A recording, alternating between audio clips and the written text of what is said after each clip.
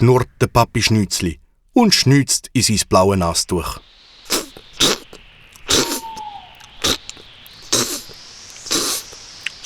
Die Mami Schlürf gibt am Schmusi noch einen Schluck kalten Kakao aus ihrer blauen Lieblingstasse.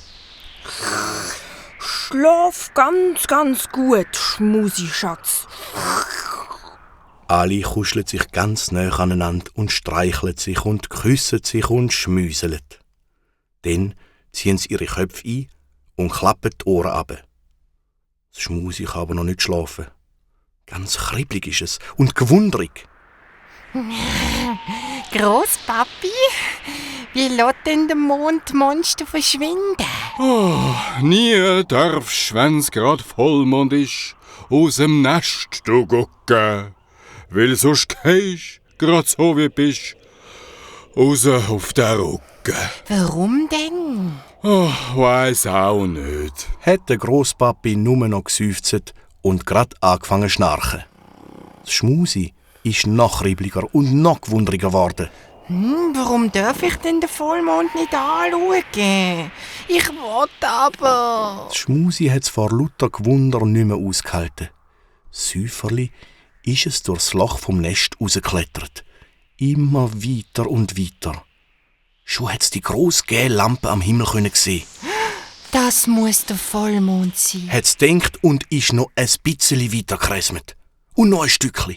Und noch ein bisschen. Und schon ist es passiert. Es purzelt aus dem Nest durch die Nacht. Das Schmusi keit und plumps landet's auf der Bettdecke von der Melanie. Die Melanie ist kein Monster. Sie ist ein Mädchen. Mit weit aufgerissenen Augen schaut Melanie das Schmusi an. Wer bist denn du? Das Schmusi, Schmusi. Quietscht das kleine Monster und kumpelt die Melanie grad an.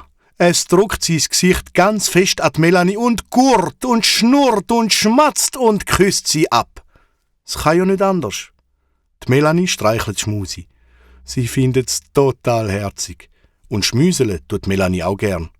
Ihre Mami und ihre Papi schmüseln nicht so viel mit ihr. Und vor allem haben sie nicht so ein weiches Fell.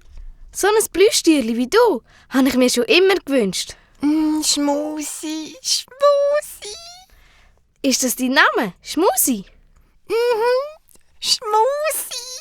Hat's Schmusi gerufen und seine weichen Arme um der Melanie ihren Hals gelegt. Die Melanie hat das kleine Schmusemonster ganz fest an sich gedrückt. Das Schmusi hat sie geküsst und mit seiner rosaroten Zunge abgeschleckt. Das hat richtig gekützelt. Die Melanie hat grad giggeln. Hör auf, Schmusi. Hör auf.